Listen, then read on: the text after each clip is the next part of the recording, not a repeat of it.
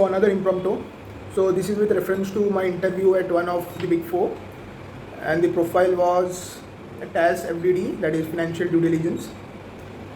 So basically, I guess your interview would differ based on your position. So my interview was scheduled in 3 stages. Firstly being the online exam, secondly the managerial level interview, and thirdly the partner round. So in the preliminary exam, or in percentage out there was around 80%. It was divided into 3 subjects, first being investment banking, second being reasoning, and third being English grammatical corrections. So it was fairly easy, and you get the result around within 1 week. So yeah, you have to secure minimum of 80% in all the 3 subjects. Here that I was being you'd never get to know the marks. The only mail you get is that you have cleared the exam. Now you are eligible to appear for the manager round interview. So my manager round interview was scheduled via video conferencing. So it was for around 1 hour. Manager introduced herself. Then I was being asked to go through my CV, and then the technical round questions started. So the questions can differ from the manager to partner level. It could differ from the one who's taking it, and it could differ as well on what the position you are applying for. I mean, first question that she asked me was like, what do you mean by EBITDA? So sorry, the first question that she asked me, that since I had applied for the FDD role, so what do you mean by FDD? So I explained her clearly, saying that FDD is like an investigative audit where you need to find the 3 determinants. The 3 determinants being, firstly being adjusted EBITDA or quality of earnings, second being the revised net debt position, and third being adjusting operating working capital position. So these are the 3 determinants for which essentially a financial due diligence is being held. So she was pretty satisfied with my answer. So the follow-up to that question was like, she grilled me around EBITDA. So she asked me, what do you mean by EBITDA? So I answered her saying like, yeah, EBITDA is like operating profit, interest and depreciation is being added back, and all the non-operating income and non-operating expenses are being adjusted to arrive at the EBITDA figure. And the next question was on the working capital. Since I had already said to her while giving the definition of financial due diligence that determination of the exact operating working capital is one of the findings from FDD. So she asked me, what do you mean by operating working capital and why is it being found out? His valuation is based on the EBITDA multiple, then definitely there is no need for operating working capital changes. But if it is based on discounted cash flow, calculating DCF, the valuation is based on free cash flow, and while arriving at free cash flow, you'll have to account for the changes in operating working capital. That's the reason why you have to, determine the adjusted operating working capital. So she was like, okay. So I don't know whether my answer was correct or incorrect, but she proceeded further saying that, what do you mean by adjusted debt?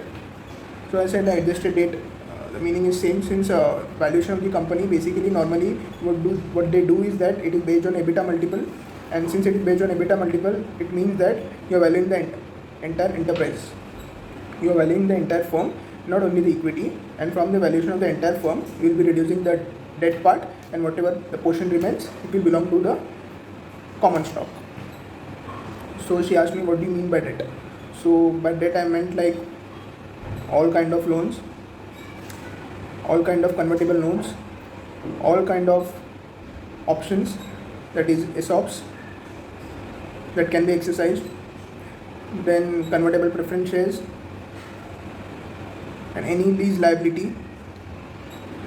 So this is what I answered in adjusted debt. So the follow-up question to that was, what do you mean by valuation of enterprise? How do you define valuation of enterprise? So that was a pretty easy question because I had read it before appearing for the interview. So valuation of enterprise formula is, it is equity plus debt minus cash. So that gives the valuation of enterprise. So then she asked me, why do you reduce cash from the valuation of enterprise? So I said I don't know, because I genuinely did not know, and I did not want to guess as well. So our next question was on deferred revenue. So what do you mean by deferred revenue? And is it considered while doing financial due diligence? So I answered it by saying yes, it is an important aspect of due diligence. The reason being that in case of startups, wherein the valuation is based on the sales multiple, it is that the deferred revenue could be recognized in actual sales, and if that is the case, your revenue figure would be inflated, and it would lead to incorrect valuation or inflated valuation. So next question was around, it was a case law, and it was a simple case law. Basically she just gave me two transactions.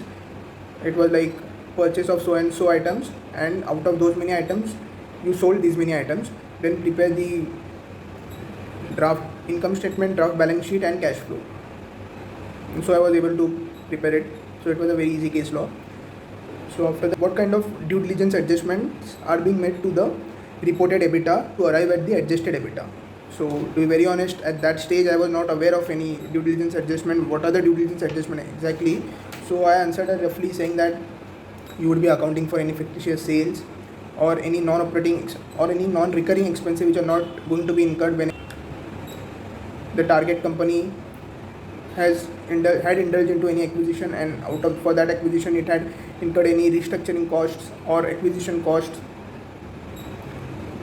So, and if it is being expensed out in the income statement, so those will be added back. So this is just for the reference, as in like what kind of items could be considered as non-recurring, and so those are being added back to arrive at the adjusted EBITDA. So then she narrated me a whole list of items adjustment that they make to arrive at the final adjusted EBITDA. She asked me a couple of ratios, so I don't exactly remember those, and she asked me what is the relevance of those. So from a logical point of view, I had to answer those questions. So she asked me about, suppose from the annual report, which is the most important information that you will consider whenever you will be going through annual report. So I said basically I will be considering the financial statements, which comprises of balance sheet, income statement and the cash flow, and I will be looking into the director's report as well. Then she asked me like, which is the most important of the three that you said about, from the balance sheet, income statement and cash flow. So I said like, since all the three are interlinked with each other, so all of them are equally relevant. So yeah, so the interview was ended on that stage. So interview went on for around 50 to 55 minutes, and it was fairly good. To be very honest, I could answer most of the questions, and so within a week I again got a email from their side saying that you have cleared this stage, so now you'll be appearing for the partner round. So in the managerial round, I can say that there are all kind of technical questions are being asked in the managerial round itself. So the next was the partners round. So I had prepared I had read all kind of IFRS. I felt like since there were no questions on GAAP or IFRS in managerial round, it might be asked in the technical round, and I prepared for all kind of valuation models as well. Since there were hardly any questions from the valuation model in the managerial round, I expected them to be asked in the partners round. Since at that time I was not very sure what does my profile actually do, what does FDD actually does. So since now I came to know about it, that even if you know the basic IFRS, basic GAAP, and secondly valuation models are not that relevant in this field, to be very honest. You need to have a basic idea, that's it. But still, since I was new to it, so I read all kind of these things and I appeared for the partners round. And so again, the same process, he introduced himself, he asked me to introduce myself. And what I observed during that round was that he clearly said that he won't be asking me any questions, since my technical knowledge was being tested in the managerial round itself. But he will be grilling me around whatever I mentioned in my resume. When I narrated my resume to him, so he was noting down a couple of points, and so he started to grill me on those questions. So since I had a prior audit experience before joining this Big Four, to that I was working in the bank. So it was not like a typical finance job, but yeah, I was dealing with some kind of you can say financial analysis, the basic one basically. So yeah, so he started asking me about EBITDA. That was his first question, and since I had answered it correctly in the managerial round, I said like, yeah, so EBITDA is this. So he asked me, why do you add back the interest and depreciation? So I was like, you should add back interest and depreciation is being added back. Basically, that is the normal answer which any guy would give. That is, since it's a non-cash expense, so it has to be added back. And he asked me, why do you add back interest then? So I said like, since the debt structure of the company could vary, some company could be having debt on their books, some would not. So to make them on par, we value it on EBITDA basis, so we can compare it correctly. So he was, my second answer was right actually. So my explanation to the interest part was correct, but to my depreciation part I had answered vaguely saying it's a non-cash expense. So he said that There are several other non-cash expenses as well, such as provisions, etc. But you don't add those back. Then why is depreciation being added back? So at that point I was like a bit confused, so I could not answer it. So then he explained like it is the same concept as you add back interest, because the debt structure of two comparable companies could vary. Similarly, you add back depreciation because the depreciation policy of two companies could vary as well. So to make them on par basis and to reduce the anonymity from any kind of different depreciation policy being adopted by different company to suit their bottom line, it is better if we eradicate these two components and directly apply multiple at EBITDA. So I was like, okay. So secondly, he asked me about cash conversion cycle and how do you relate the cash conversion cycle with the current ratio, assets as well as non-operating assets. So current ratio, even if the current ratio is satisfactory, it doesn't mean that the company is in a better financial position unless you correlate it with the cash conversion cycle, which are basically your core operating assets, that is debtor, inventory and creditors, the difference of these three. And lastly, he gave me a case law, and the case law, to be very honest, was quite difficult for me, at least at that point. Now I could easily answer it, and at that point I wasn't able to.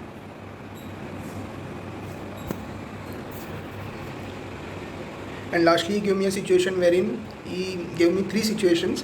The first company, he said the first company has a positive working capital, the second company has a negative working capital, and the third company has a neutral working capital, as in like the current asset is equal to current liabilities, so the working capital is zero. So and he said that he will be excluding, you should exclude cash from it, and we'll be considering only three items, that is debtors, inventory and creditor. That's it. So it is like a basic cash conversion cycle what we are talking about. In which company would you want to invest in? So at that point I said that the one with the positive working capital, so that is what normally one would say, I would invest in positive working capital. And then he asked me why. I answered him saying that since this company has a positive working capital, it means that it could be profitable, and the one with the negative working capital, it could mean that since the creditors are greater than debtors, it could mean that the company could be incurring losses. So he reframed the question once again, saying that he gave the stress this time on the cash balance being excluded from the working capital. So luckily, it clicked me on that point, saying that since cash was being excluded and all the three companies were profitable, meaning that your cash conversion cycle basically in case of the negative working capital was negative, and it's a good sign, which means that the debtors were collected faster than your payables, so it is a good sign. So yeah, so my answer reversed. So biologically I said that the one with the negative working capital, I would invest in that company since it had a negative working capital excluding cash, meaning that its cash conversion cycle was negative. So finally I was able to answer it, and I invested around, it took me around 20 to 25 minutes on this question itself. So yeah, so the partner round was, to be very honest, alright, not that good, but luckily, I got selected. And so I would say, like, to crack any Big Four interview, it's not difficult at all. Even you have, a basic knowledge about your core domain, that would suffice to pass through the interviews.